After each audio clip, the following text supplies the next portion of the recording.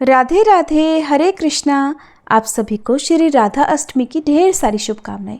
हर साल भाद्रपद माह के शुक्ल पक्ष की अष्टमी तिथि को श्री राधा अष्टमी के नाम से जाना जाता है। भगवान श्री कृष्ण के जन्म के 15 दिन बाद देवी राधा जी का भी जन्मदिन मनाया जाता है। इस दिन राधा रानी के भक्त उपवास रखते हैं और घर और मंदिर में श्री कृष्ण और राधा रानी जी की पूजा अर्चना करते हैं। राधा रानी की जन्म कथा भगवान श्री कृष्ण के साथ उनके प्रेम की कहानी की तरह ही बड़ी रोचक है। तो प्रिय भक्तजनों, अब श्री राधा रानी के चरणों का ध्यान करते हुए हम सब भी इन पावन और पुण्यदायी कथाओं का रसपान करते हैं। कथा का शुभारंभ करने से पहले कमेंट बॉक्स में राधे राधे लिखकर आज की इस कथा को ज़्यादा से ज़्यादा लोगों तक शेयर भी कीजिएगा, जो कि इन कथाओं को सुन सके।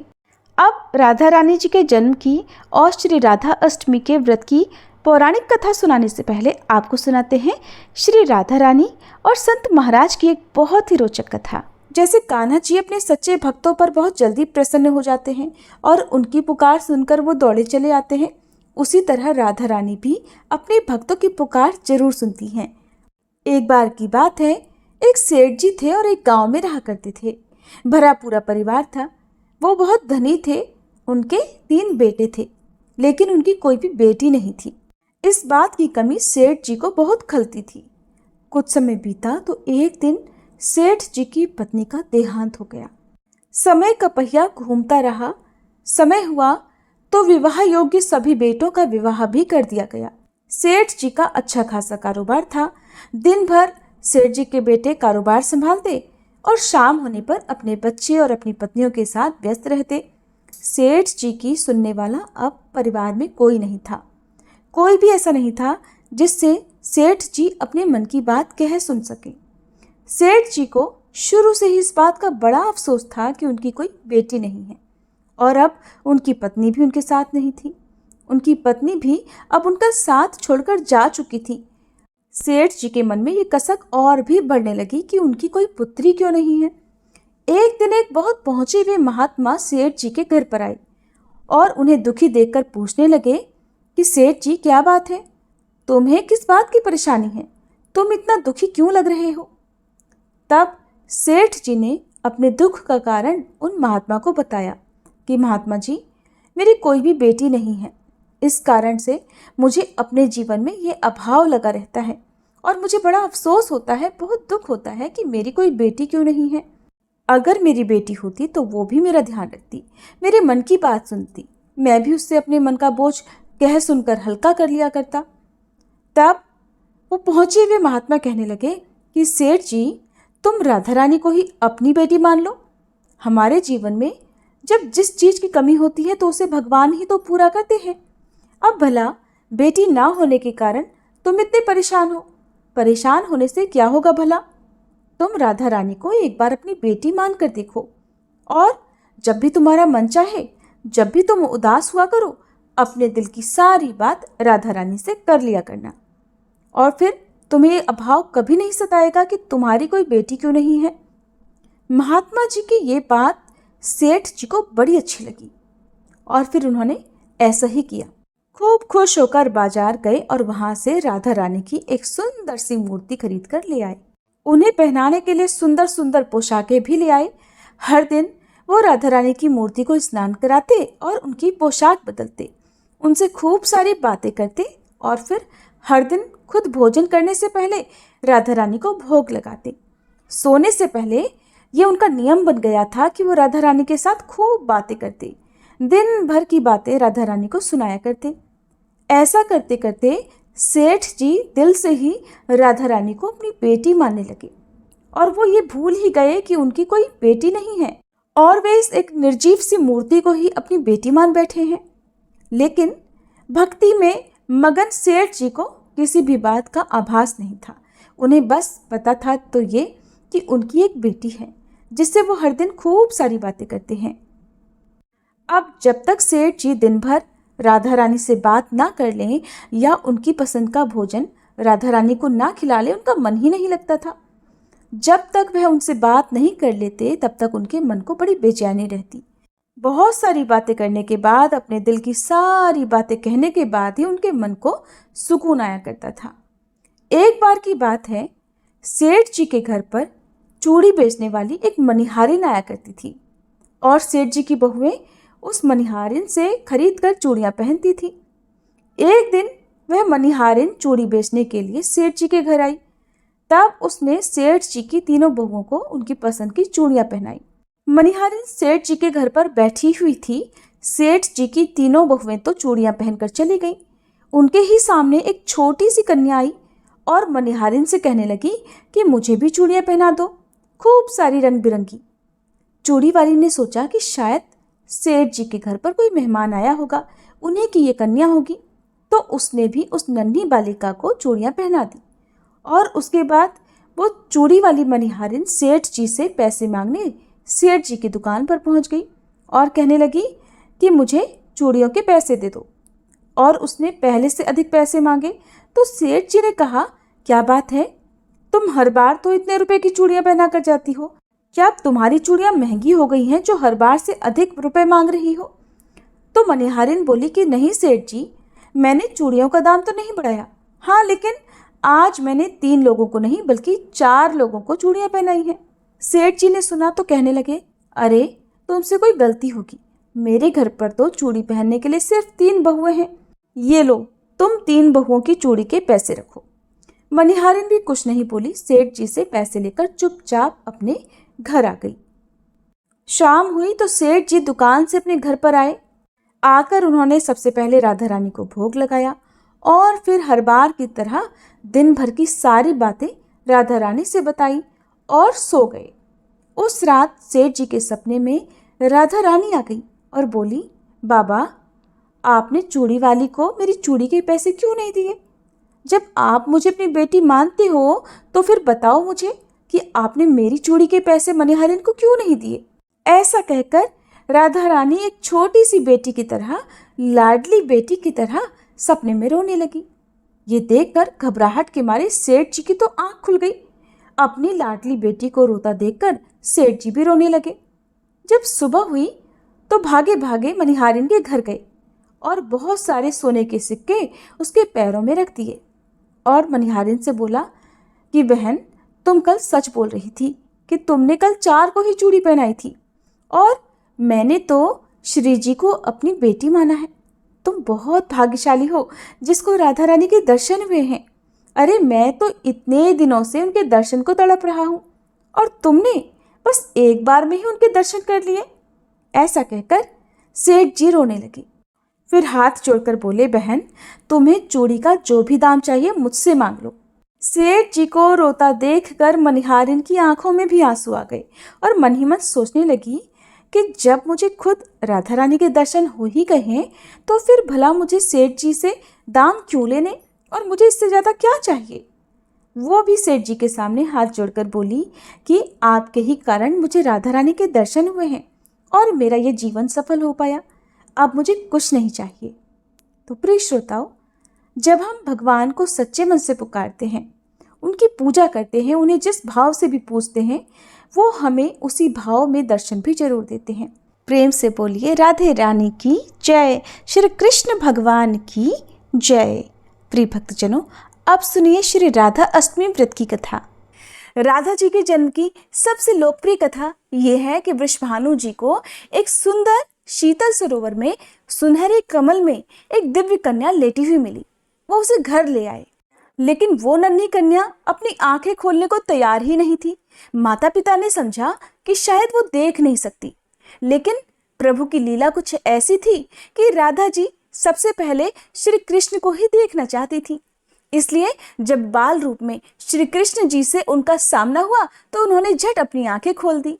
एक अन्य कथा के अनुसार राधा जी द्वापर युग में श्री वृषभानु जी के घर प्रकट होती हैं।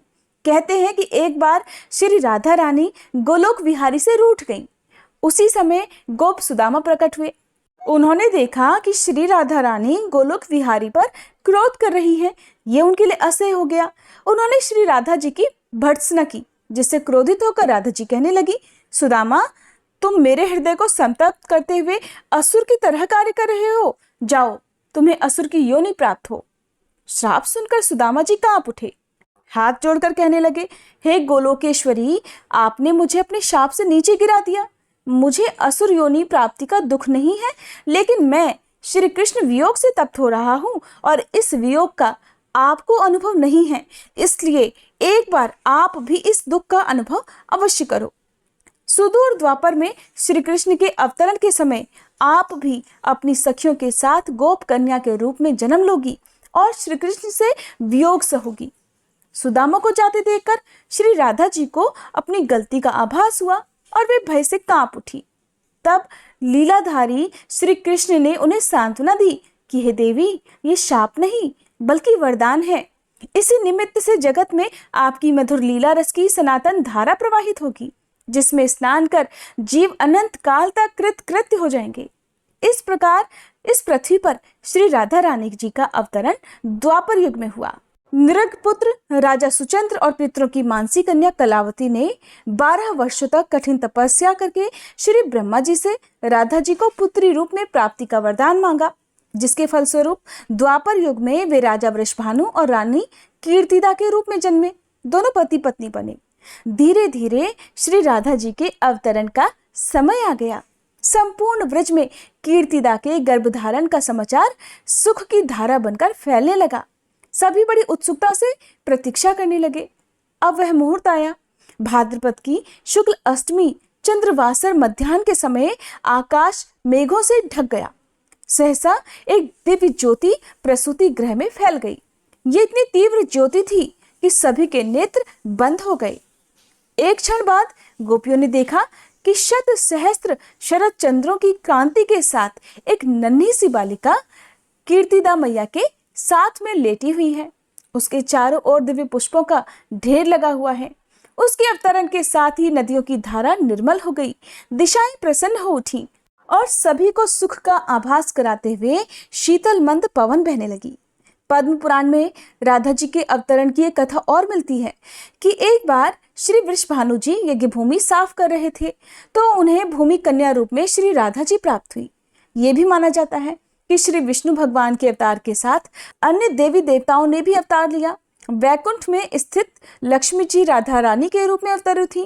कथा चाहे कुछ भी हो, कारण चाहे कुछ भी हो, राधा जी के बिना तो कृष्ण है ही नहीं। बस हम यही जानते हैं, राधा का उल्टा होता है धारा। धारा का अर्थ होता है जीवन शक्ति और भागवत की जीवन शक्ति है राधा जी। कृष्ण देह है तो श्री राधा है उनकी आत्मा। कृष्ण शब्द है तो राधा जी शब्द का अर्थ है। कृष्ण गीत है तो राधा संगीत है। कृष्ण वंशी है तो राधा वंशी का मधुर स्वर है। भगवान ने अपनी समस्त संचारी शक्ति राधा जी में समाहित की है। इसीलिए कहते हैं, जहां कृष्ण राधा तहां, जहां राधा तह कृष्णा, न्यारे निमिष न होत कहूँ समुझी करहूँ यह प्रश्न। इस नाम की महिमा अपरंपार है। श्री कृष्ण स्वयं कहते हैं कि जिस समय मैं किसी के मुख से रा शब्द सुनता हूँ उसे मैं अपनी भक्ति, अपना प्रेम प्रदान करता हूँ। धा शब्द के उच्चारण करने पर तो मैं राधा नाम सुनने के लोभ से बस उसके पीछे पीछे चल दिया करता हूँ।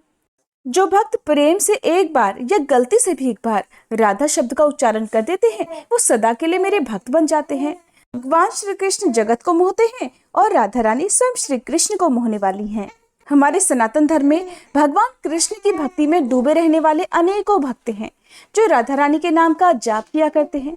धार्मिक मान्यता है कि जो भक्त सच्चे मन से राधे राधे का जाप करता है उसे मोक्ष की प्राप्ति हो जाती है और श्री कृष्ण के वैकुंठ धाम गोलोक में स्थान मिल जाता है। शास्त्रों के अनुसार राधा जी और श्री कृष्ण एक ही आत्मा के दो रूप थे। श्री कृष्ण और राधा रानी एक दूसरे के बिना सर्वथा अधूरे माने जाते हैं। इसलिए आज भी भगवान कृष्ण से जुड़े हर काम में सबसे पहले राधा रानी जी का नाम लिया जाता है। राधा रानी को बहुत सारे नामों से जाना जाता है, जैसे वृषभानु कुमारी, बरसाने की रानी और किशोरी जी।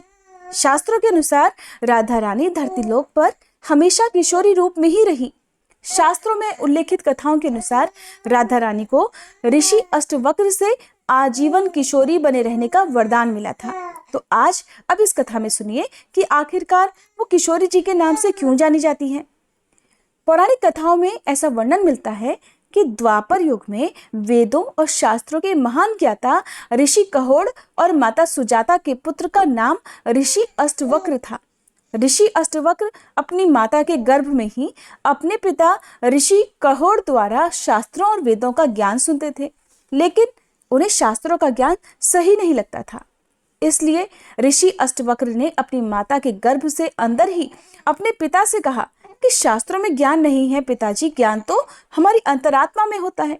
हम सभी सत्य को बाहर खोजते हैं, लेकिन सत्य तो हमारे अंदर उपस्थित है। शास्त्र तो केवल शब्दों और वाक्यों का समूह है।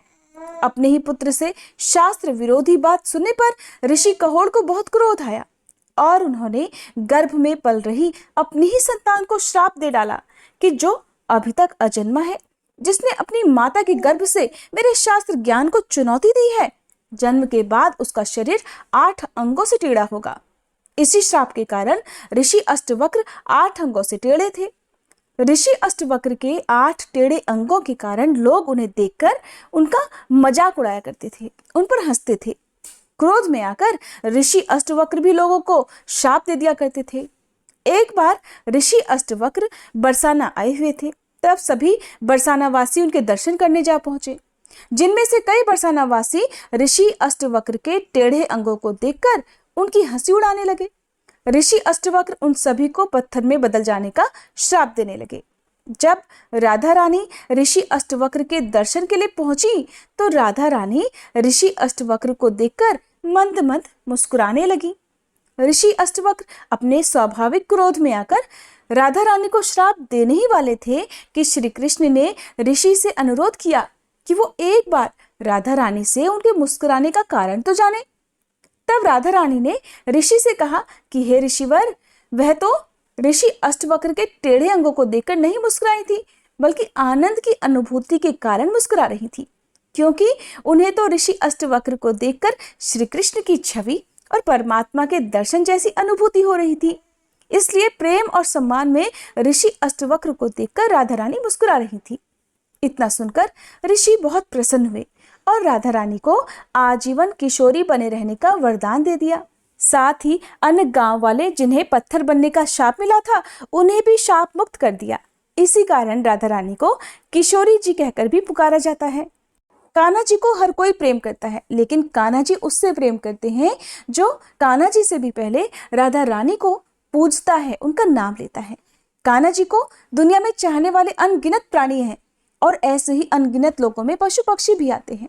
ऐसे ही पक्षियों में शामिल था एक मोर, बहुत प्यारा सा मोर, जो कि कान्हा जी का परम भक्त था। उस मोर को भगवान की ही भक्ति में लीन रहना बहुत अच्छा लगता था। एक दिन वह मोर उड़ता हुआ गोकुल जा पहुंचा और जाकर कान्हा जी के घर के बाहर खड़ा हो गया। वो मोर तो बस कान्हा जी की एक झलक पाना चाहता था। वह कान्हा जी का आशीर्वाद भी पाना चाहता था। हर दिन कान्हा जी के द्वार के आगे खड़ा रहता और बस एक ही भजन गाया करता, मेरा कोई न सहारा बिना तेरे, गोपाल सांवरिया मेरे, माँ बाप सांवरिया मेरे। अब हर दिन उसकी ये आदत बन गई थी कि उसको तो बस कान्हा जी के घर के आगे जाकर ही बैठना है और बस एक ही भजन गाना है। कान्हा जी हर दिन बाहर आना जाना करते, लेकिन न जाने क्या हो जाता था कि वो मोर को देख ही नहीं पाते थे। मोर हर दिन भजन गाता था, लेकिन श्री कृष्ण तो मानो जैसे उसके भजन को और मोर को अनदेखा ही कर देते थे। अब दिन रात भूखा प्यासा रहकर मोर जब कान्हा जी के द्वार पर बैठा रहता तो धीरे धीरे उसका मन भी दुखी होने लगा। वो यही सोचता कि न जाने प्रभु उसको अनदेखा क्यों कर रहे हैं, जाने ऐसी कौन सी बड़ी गलती मैंने कर दी जिसके कारण भगवान मुझसे नाराज है। अब पूरा 1 साल बीत गया। रोज मोर द्वार पर आता और रात गए तक भूखा प्यासा वहीं बैठा रहता, लेकिन अब तक श्री कृष्ण ने मोर के भजन पर कोई भी प्रतिक्रिया नहीं दी थी, उसकी तरफ देखा भी नहीं था। आखिरकार एक दिन जब उससे रहा नहीं गया तो थक हार कर वह मोर जोर जोर से रोने लगा। उसकी सिसकती आवाज को किसी ने भी नहीं सुना, लेकिन वहां से एक मैना गुजर रही थी। उसने देखा कि एक मोर जोर जोर से रो रहा है। वो तुरंत मोर के पास आई और पूछा, क्या हुआ भाई, तुम क्यों रो रहे हो? मोर सिसकते हुए कहने लगा, अब मैं तुम्हें क्या बताऊं बहन, दरअसल मैं बहुत दुखी हो गया हूँ। आज पूरा 1 साल हो गया है मुझे यहाँ आते हुए, लेकिन श्री कृष्ण तो बड़े निष्ठुर हैं। उन्होंने आज तक मुझे पलटकर देखा ही नहीं। न जाने क्या गलती कर दी है मैंने। मोर की बात सुनकर मैना उसे समझाते हुए बोली कि भाई, तुमने कोई गलती नहीं की।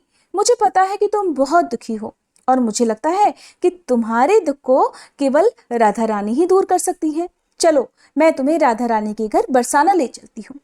फिर तो वह मोर और मैना बरसाने की ओर निकल पड़े। बरसाना पहुंचकर मोर और मैना राधा रानी के घर पहुंच गए। मोर ने बरसाना में आकर भी कान्हा जी के लिए वही भजन गाना शुरू कर दिया। तब मैना मोर को समझाने लगी कि भाई, कान्हा जी का भजन पहले नहीं, पहले राधा जी का भजन गाओ, तभी राधा रानी प्रसन्न होंगी, और जब राधा रानी प्रसन्न होंगी तो कान्हा जी तो खुद ही प्रसन्न हो जाएंगे। इधर मोर ने भी मैना के साथ ही श्री राधे राधे राधे बरसाने वाली राधे भजन गाना शुरू कर दिया। जैसे ही राधा जी ने कान्हा जी का भजन सुना, वो तुरंत भागी दौड़ी बाहर आ गई। राधा जी ने मोर को देखा, तुरंत उसे प्रेम से अपने हाथ में उठा लिया। मोर को सहलाते हुए प्यार करने लगी। राधा रानी ने पूछा, मोर, तुमने तो बहुत प्यारा सा भजन गाया है, तुम कहाँ रहते हो और मेरे घर के आगे आकर गाने का कारण तो मुझे बताओ। मोर कहने लगा, हे राधे रानी, मैं तो कान्हा जी का भक्त हूँ। 1 साल से कान्हा जी के भजन गा रहा हूँ, उनके द्वार पर सुबह से रात तक बैठा रहता हूँ, लेकिन आज तक उन्होंने मुझे एक बार भी नहीं देखा। यहाँ तक कि जब मुझे प्यास लगी तो उन्होंने मुझे पानी तक नहीं पिलाया। ऐसा कहते ही मोर फिर से रोने लगा। राधा रानी कहने लगी, प्यारे मोर, तुम बिल्कुल मत रो। अगर तुम्हें श्री कृष्ण का आशीर्वाद चाहिए तो तुम ऐसा करो कि तुम श्री कृष्ण के भजन की जगह राधा रानी का भजन वहां पर जाकर गाकर तो देखो। हो सकता है ये सुनकर श्री कृष्ण खुद ही चलकर तुम्हारे पास आ जाए। मोर और मैना ने राधा रानी की बात को एकदम सही जाना। अब वो दोबारा गोकुल की ओर उड़ चले। गोकुल में पहुंचकर मोर फिर से कान्हा जी के द्वार पर पहुंच गया। इस बार कान्हा जी का भजन गाने की बजाय मोर ने राधा रानी का भजन गाया। श्री राधे राधे राधे बरसाने वाली राधे। जैसे ही राधा रानी के नाम का भजन कान्हा जी के कानों में पड़ा, कान्हा जी तुरंत बाहर की तरफ दौड़े आए। बाहर आते ही उन्होंने मोर को देखा। झट से प्रेम से उन्होंने मोर को अपनी गोद में उठा लिया और बहुत ही प्रेम से स्नेहपूर्वक पूछा, प्यारे मोर, तुम कहाँ से आए हो? क्या तुम बरसाना गांव से आए हो जो राधा रानी का इतना प्यारा भजन गा रहे हो? मोर ने कहा, भगवान, मैं तो गोकुल गांव से ही हूँ और मैं पिछले 1 साल से आपके यहाँ आ रहा हूँ, लेकिन आपने तो मेरी तरफ गौर करके एक बार भी नहीं देखा। ये तो छोड़ो, आपने मुझे कभी पानी तक नहीं पिलाया। श्री कृष्ण ने कहा, प्रिय मोर, तुम्हारी बात एकदम सही है कि मैंने तुम्हें आज तक पानी का भी नहीं पूछा, तुम्हारी तरफ देखा भी नहीं, और इसके लिए मैं पाप का भी भागीदार हूँ। लेकिन तुम पुण्यात्मा हो। तुमने सबसे बड़ा पुण्य का काम ये किया कि तुमने राधा रानी का नाम लिया। इसी पुण्य काम के लिए आज से हमेशा के लिए तुम मेरे दिल में बस गए हो। आज से तुम्हारी जगह मेरे सिर पर होगी। फिर कृष्ण जी ने मोर का एक गिरा हुआ पंख उठाया और अपने मुकुट पर लगा लिया। बस उस दिन से लेकर आज तक हम सभी मोर पंख को बहुत पवित्र मानते हैं और श्री कृष्ण भगवान भी मोर पंख को सदा अपने मस्तक पर ही धारण किया करते हैं। ये थी आज की कथाएं। उम्मीद है आपको पसंद आई होंगी।